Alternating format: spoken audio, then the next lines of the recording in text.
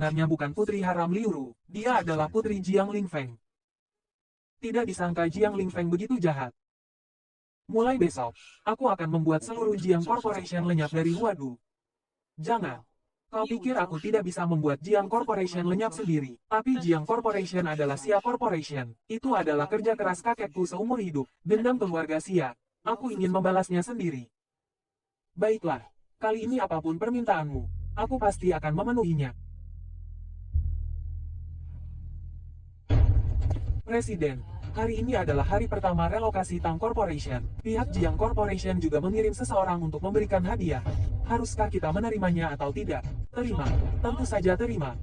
Setiap kali keluarga Jiang menunjukkan niat baik, kita harus menerimanya dengan baik. Ngomong-ngomong, selidiki kreditor Jiang Corporation di Huadu. Suruh mereka semua pergi ke Jiang Corporation untuk menagih hutang. Tahun ini aku tidak akan membiarkan mereka merayakan tahun baru dengan damai. Baik, aku akan segera melakukannya.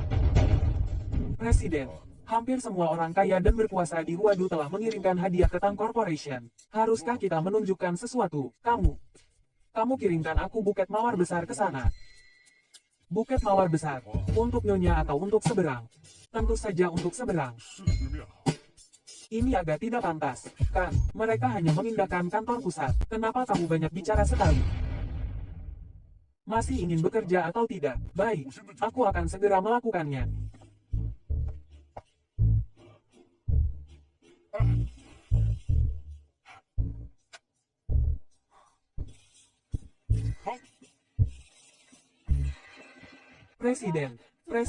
Presiden Divan mengirim seseorang untuk mengirimkan sebuket mawar besar. Apa? Sayang, selamat pindah. Aku kirim bunga untukmu. Suamiku, aku mencintaimu muah. Kamu ambil mawar itu, berikan kepada semua karyawan wanita di perusahaan kita, dan juga para petugas kebersihan. Katakan pada mereka bahwa mereka telah bekerja keras. Baik. Adik junior, orang-orang memberimu bunga. Itu adalah cinta mereka untukmu. Apakah tindakanmu ini terlalu menyakiti hati orang lain? Lagi pula ini bukan pertama kalinya. Ayo, kakak senior. Aku akan mengajakmu makan. Oke. Kamu ngapain ke sini? Tentu saja aku datang untuk menjemputmu makan. Adik junior, aku tiba-tiba ingat ada urusan mendesak yang harus kutangani. Kita makan nanti saja. Aku tidak akan mengganggu kalian lagi. Dia siapa? Dia kakak seniorku, yang membantuku memulihkan ingatanku. Benarkah hanya kakak senior? Kalau tidak, dan jangan lakukan hal-hal klise itu. Sekarang seluruh dunia tahu bahwa ada padang rumput hijau di kepalaku lagi. Sebentar lagi seluruh dunia akan kubuat malu. Sekarang aku ingin menamparkan wajahmu. Sekarang jam sibuk pulang kerja. Semua karyawan sedang melihat. Beri aku sedikit muka. Jika ingin memukul, tunggu sampai di rumah di tempat tidur.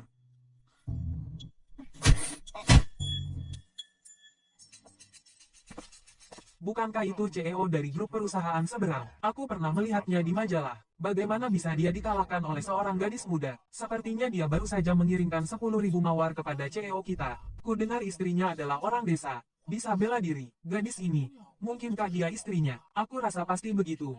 Dia memberikan mawar kepada CEO kita. Mereka akan segera berkelahi. Istriku, tunggu aku.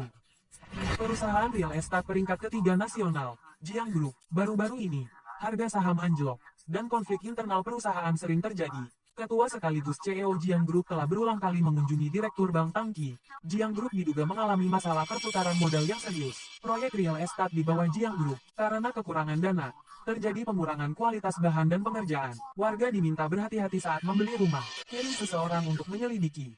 Presiden, ada masalah. Semua kontraktor proyek dari berbagai daerah datang. Sepertinya mereka datang untuk menagih uang. Berapa banyak orang? Setidaknya 40-50 orang. Penjaga keamanan sama sekali tidak bisa menghentikan mereka. Kembalikan uang hasil jerih payahku. Kembalikan uang kami. Jiang Lingfeng, keluar. Kembalikan uang hasil jerih payahku. Kembalikan uang hasil jerih payahku. Jiang Lingfeng, keluar. Ayah, tiba-tiba banyak orang datang ke rumah menagih hutang. Ada apa? Aku sedang dijebak. Oleh siapa? Apakah Tang Weiran yang menghasut paman keempat untuk melakukannya? Dia bukan Tang Weiran. Dia siaran. Apa? Nona Jiang, CEO kami sangat sibuk. Tidak punya waktu untuk bertemu dengan Anda. Sebaiknya Anda pulang saja. Kalau begitu aku akan menunggunya di sini. Bagaimanapun caranya, aku harus bertemu Bu Yan. Nyonya, silakan. Kamu. Apa maksudmu? Bukankah kau bilang Bu Yan sangat sibuk, kenapa dia bisa masuk? Nona Jiang, CEO kami berkata, apapun yang sedang dia lakukan, bahkan jika sedang rapat, Nyonya CEO bisa masuk kapan saja. Tetapi orang lain yang tidak berkepentingan, tidak diizinkan masuk tanpa izinnya. Apa maksud perkataanmu itu? Siapa yang tidak berkepentingan? Hari ini aku harus masuk. Nona Jiang, Anda benar-benar tidak bisa masuk. Minggir. Biar kukatakan padamu, aku sedang mengandung cucu tertua keluargaku. Jika terjadi sesuatu, bisakah kau bertanggung jawab? CEO sudah memberikan instruksi tentang ini. Jika aku melanggarnya, aku juga tidak bisa bertanggung jawab. Kau tidak akan minggir. Kan kalau begitu aku akan menerobos masuk. Biarkan dia masuk. Paman keempat, aku terpaksa mencarimu.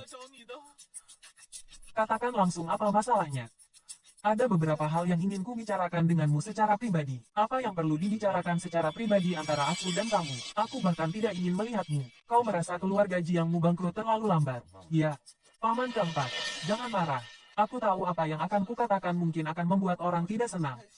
Tapi bagaimanapun, statusnya sekarang berbeda. Sekarang dia bukan hanya bibiku dari pihak suami, tapi juga adik perempuanku. Jika kau tahu itu akan membuatnya tidak senang, maka jangan katakan itu. Cepat pergi.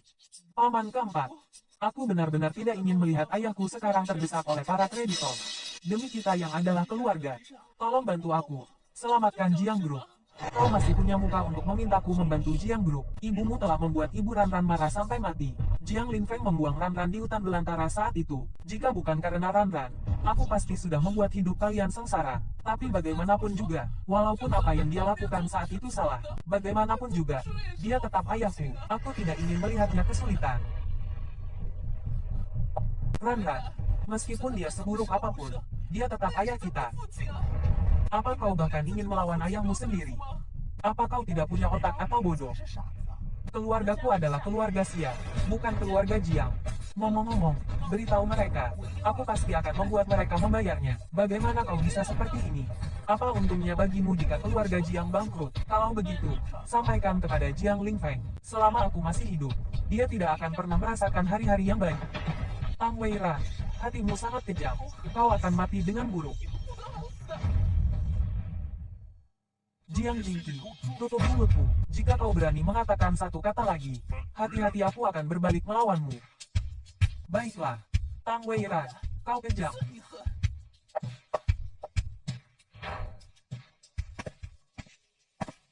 Ranran, jangan takut, apapun yang mereka lakukan, aku tidak akan tinggal diam. Mereka tidak cukup layak. Dan lagi, jangan macam-macam denganku. Baiklah, baiklah. Baiklah, kamu mau makan apa malam ini? Aku yang traktir. Makanan barat saja. Oke, aku akan memesan restoran sekarang. Bagaimana apa yang Bu Yan katakan? Ayah, semuanya karena wanita Tang Weiran itu. Dia tidak hanya menghalangi Bu Yan untuk membantu, dia juga mengusirku dari gedung Divan. Bagus sekali. Tang Weiran, kau telah mendorongku ke jalan buntu. Maka aku akan membuatmu dengan patuh mengirimkan uang ke pintuku. Ranran. Jiang Linfeng mengadakan pelelangan untuk melelang semua barang keluarga Xia sebagai kompensasi untuk melunasi hutang. Aku tahu. Jangan khawatir, berapapun biayanya, aku akan membeli semuanya kembali. Pelelangan Jiang Linfeng ini hanya untuk membuatku mengeluarkan uang. Aku tidak akan membiarkannya mendapatkan keinginannya.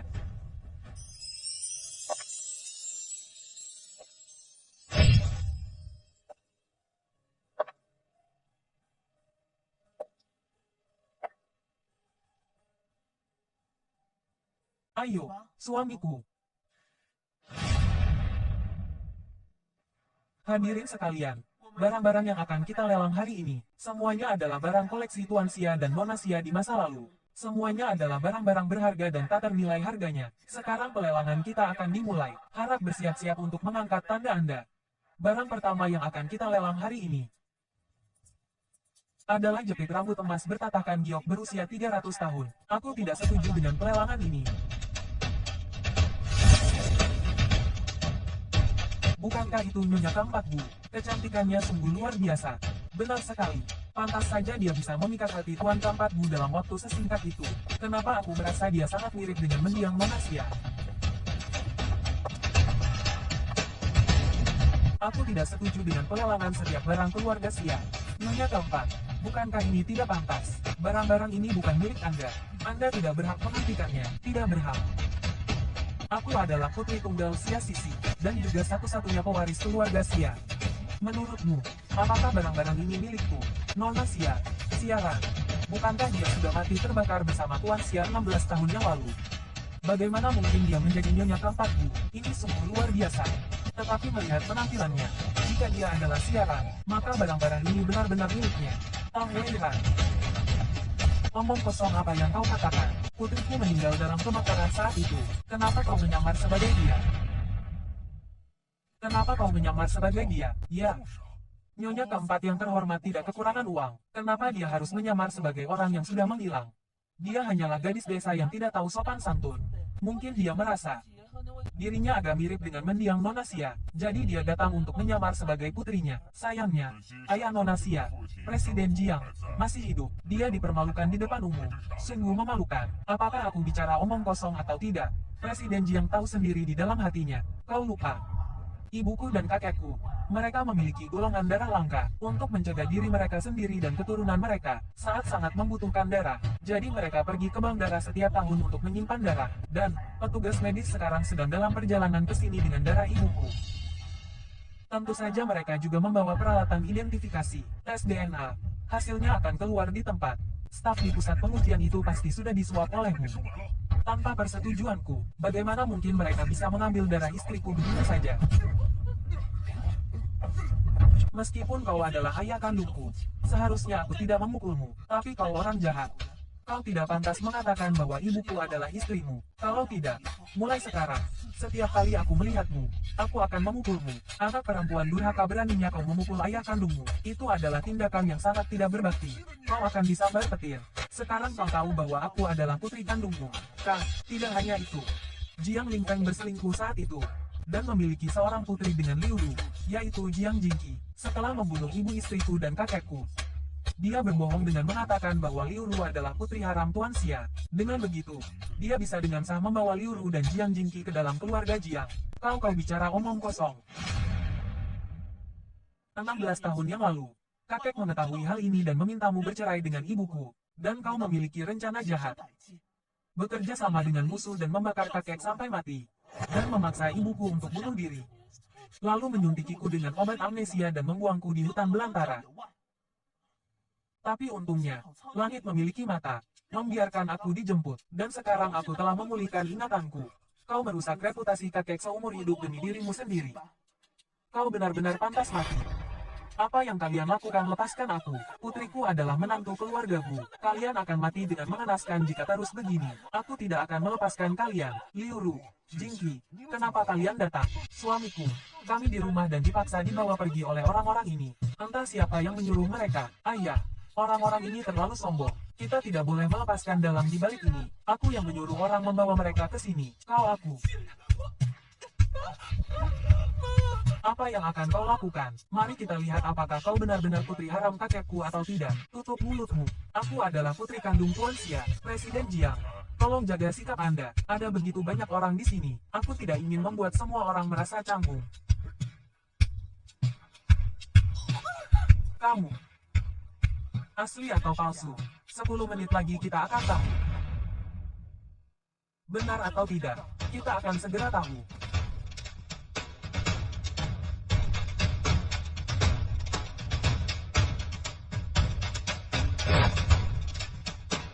Setelah membandingkan DNA Tuan Xia dan Nona Liu, ditemukan, keduanya tidak memiliki hubungan darah apapun, bukan ayah dan anak.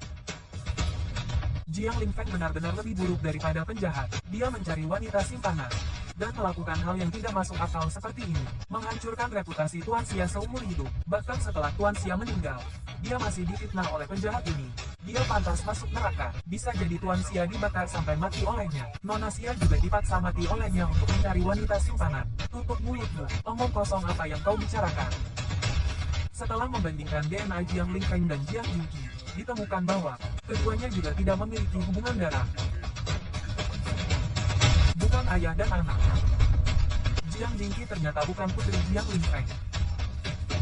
Kau dokter yang tidak becus, bagaimana mungkin aku bukan putri ayahku? Kalian pasti salah. Waktu itu aku terlalu banyak minum di bar, dan tidur dengan seorang pria bernama Chen Hao. Dia tidak boleh tahu. Jika tidak, semua yang ada di keluarga Jiang tidak ada hubungannya denganku. Suamiku, dengarkan penjelasanku. Bagaimana mungkin Jingqi bukan putrimu? Suamiku. Benar atau tidak? Kita akan memeriksanya lagi di rumah sakit setelah ini selesai. Kamu, bagaimanapun, jika kau bisa menghindari yang pertama, kau tidak bisa menghindari yang ke-15. Wanita. Bu, dulu, untuk menikahimu, aku menyaksikan Sia-Sisi bunuh diri di depanku, dan membuang putri kandungku di hutan belantara. Aku tidak menyangka kau adalah wanita yang sudah mengkhianatiku sejak lama. Katakan padaku siapa pria liar itu. Ayah. Aku tidak tahu. Ayah. Belum mau jujur. Aku juga tidak tahu. Ayah, jangan pukul lagi. Jika kau terus memukul, sesuatu yang buruk akan terjadi. Pergi. Wanita, kau tidak pantas memanggilku ayah, anakku. Katakan siapa pria liar itu. Aku benar-benar tidak tahu. Suamiku. Aku hanya mengikuti orang lain sekali. Aku pikir karena aku sudah bersamamu berkali-kali, putri yang kulahirkan pasti putrimu. Jingqi telah mengikutimu selama lebih dari 20 tahun. Bagaimana mungkin dia bukan putrimu? Gadis kecil yang lucu tutup mulutmu. Aku akan mencekikmu. Apa yang kau lakukan bukanlah dosa-dosamu sudah cukup banyak. Bahkan jika dia harus mati, hukum akan menghukumnya. Suamiku, kau tidak bisa meninggalkan kami. Suamiku. Pergi. Ya, aku yang bersalah pada keluarga Xia. Bersalah pada Sisi. Tetapi aku sama sekali tidak menyakiti Tuan Xia. Kebakaran saat itu sudah diselidiki dan ditutup oleh polisi. Itu tidak ada hubungannya denganku. Tetapi aku tahu aku bersalah. Aku tidak seharusnya menipu Sisi dan mengirim Ranran pergi. Ranran, ayah tidak meminta maafmu. Ayah tahu ayah bersalah. Aku merasa malu memiliki ayah kandung sepertimu. Aku datang ke sini hari ini hanya untuk mengambil barang-barang ibuku dan kakekku. Jika kau bersedia memberikannya, berikan padaku. Jika kau tidak mau memberikannya, aku akan mencari pengacara. Ini semua milikmu. Ayah tahu ayah salah. Ayah akan melakukan yang terbaik untuk menebusnya di masa depan. Barang-barang ibumu dan kakekmu, ambillah semuanya. Aku tidak akan menjualnya. Semuanya milikmu. Lepaskan tangan kotormu.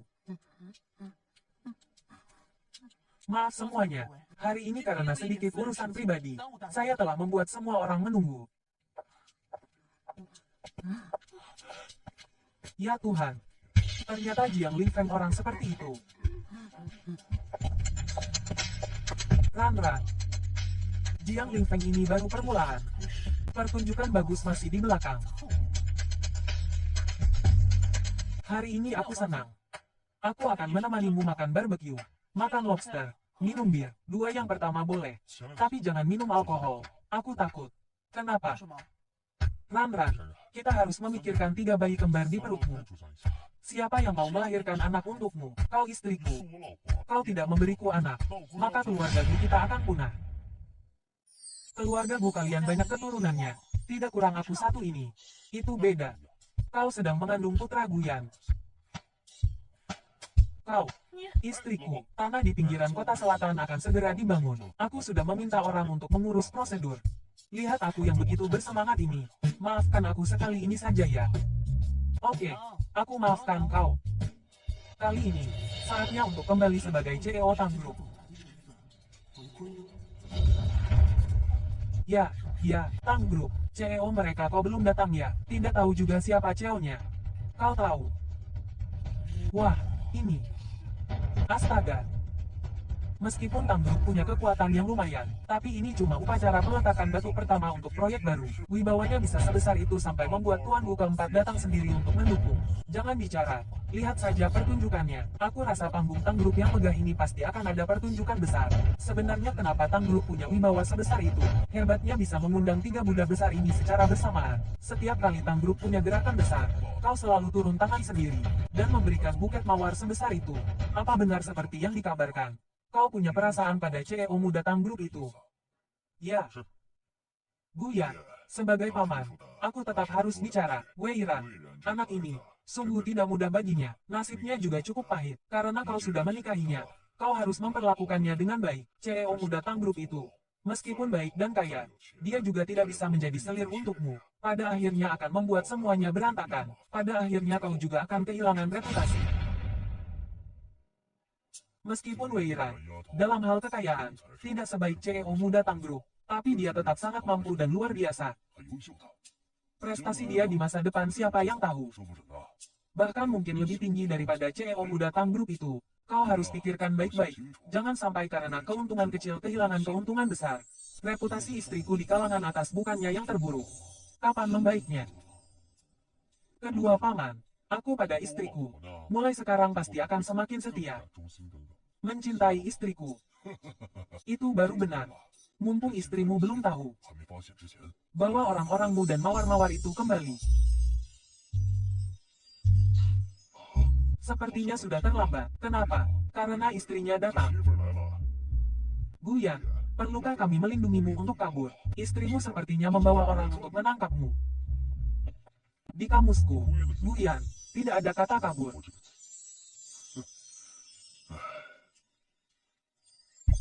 Tang Group benar-benar disiplin. Lihat karyawan mereka, dari pakaian hingga aura, sekilas terlihat seperti orang-orang elit, dan semuanya muda dan tampan. Perusahaan seperti ini bagaimana mungkin tidak punya semangat juang? Ku dengar CEO muda Tang Group itu baru berusia 23 tahun. Bank Tangki didirikan oleh dia seorang diri. Pasti jenius seperti Guyan. Halo, CEO. Rekan-rekan, kalian sudah bekerja keras. Aku tidak salah lihat dan dengar, kan? Orang-orang Tang Group memanggil Nyonya Gu keempat sebagai CEO, dan Nyonya Gu keempat menyapa mereka. Pantas saja Nyonya Gu keempat berani mematahkan pergelangan tangan Nona Gu kelima. Ternyata di belakangnya ada kekuatan sebesar ini. Ini mana mungkin dia tidak pantas untuk Tuan Gu keempat. Jelas-jelas Tuan Gu keempat yang tidak pantas untuknya. Halo semuanya, saya Tang Wei Ran, CEO Tang Group. Terima kasih banyak atas kehadiran Anda semua hari ini di upacara peletakan batu pertama Tang Group. Saya memutuskan untuk memberikan setiap orang sekuntum mawar. Untuk berterima kasih kepada sponsor mawar, CEO Gu. Saya memutuskan untuk memberinya 2.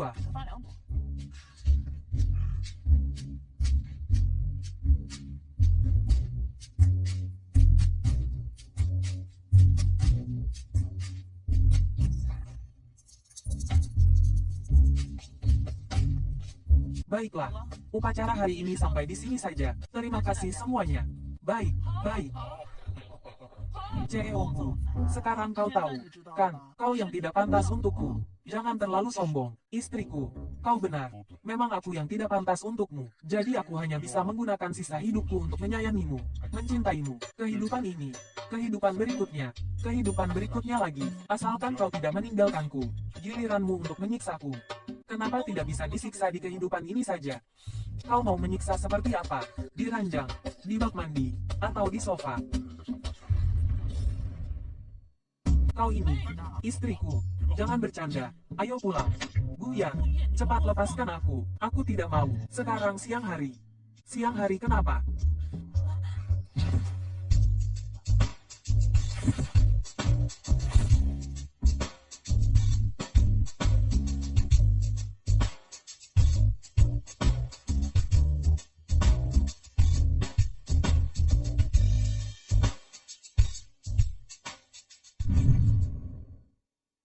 Saudara bulan ini sepertinya belum datang. Jangan-jangan. Kalau saja ibu tahu ayah kandungmu sesukses sekarang. Dulu mana mungkin mau sama Jiang Lingfeng. Bukankah ini Tang Wei Ran, CEO Tang Group yang terkenal itu? Wanita ini, kenapa dia bisa mendapatkan semua keuntungan?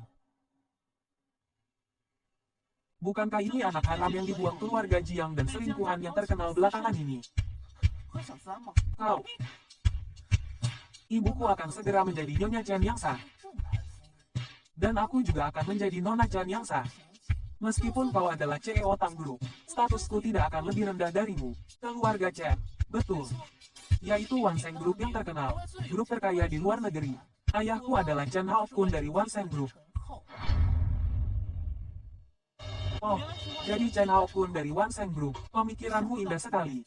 Tapi tidak tahu dia setuju atau tidak. Dulu waktu di luar negeri, aku pernah berurusan dengan Chen Haokun sekali dua kali. Tak disangka ayahnya ternyata dia. Apa dia akan semudah itu membiarkan Liu Lu masuk? Ibuku hamil. Ayahku mendapat anak di usia tua. Menyayanginya bukan main. Pasti akan menikahi ibuku dengan meriah. Hamil. Kalau begitu, selamat ya. Kau kesini untuk apa ini kan departemen kebidanan? Itu bukan urusanmu. Kau itu ibu hamil dengan usia lanjut. Lebih baik istirahat yang banyak. Kau, jangan seperti Jiang Jingqi, yang bertindak terus sampai kehilangan bayinya. Kau.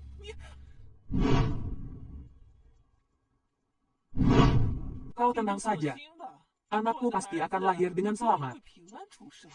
Anak ini tidak boleh dilahirkan. Haokun, kenapa kamu datang ke sini? Ayah. Bawa Nyonya Liu langsung ke ruang operasi. Baik, ruang operasi. Tidak. Haokun, aku ingin mempertahankan anak ini. Tidak bisa dinegosiasi. Kau tahu watakku. Ini. Kalau bukan karena ingin ikut campur dalam bisnis di dalam negeri, mana mungkin memberinya kesempatan ini? Haokun, tadi aku hanya impulsif. Anak ini, aku tidak menginginkannya lagi, ibu. Ayahmu benar, ibu sudah tua, tidak bisa melahirkan anak ini. Ayo, temani ibu operasi. Ya sudahlah. Maaf ya, membuat Nyonya Bu keempat tertawa. CEO Chen terlalu khawatir, hanya saja Nyonya Liu ini sudah tua. Melahirkan berbahaya, aborsi juga berbahaya. CEO Chen, pikirkan baik-baik, ini tidak perlu merepotkan Nyonya Gu keempat. Nyonya Gu keempat, kau sudah menikah dengan keluarga Gu begitu lama, masih belum hamil juga. Kau datang ke sini, periksa baik-baik, lihat apakah ada masalah dengan dirimu sendiri. Aku kasih saran padamu, lebih baik kau periksa bersama Tuan Gu keempat, suamimu. Terima kasih. CEO Chen, kata-kata CEO Chen, aku akan sampaikan semuanya kepada suamiku.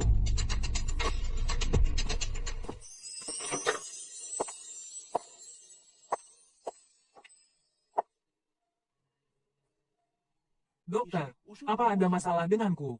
Tidak ada masalah. Hanya saja kau baru hamil sekitar 30 hari. Kan, semua nilai Anda cukup tinggi. Sepertinya kau tidak mengandung satu bayi. Bukan satu bayi. Apa kembar? Ini sulit dikatakan. Beberapa hari lagi kau lakukan USG lagi ya. Aku harus memeriksanya dengan cermat baru bisa memastikan. Sekarang kau pulang dan istirahat yang banyak. Tambah asupan gizi. Setengah bulan lagi datang periksa lagi ya. Baik. Terima kasih, dokter.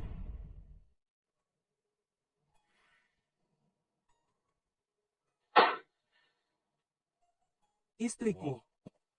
Apa kau ingin aku mengajakmu makan di mana lagi? Apa ini? Lihat sendiri.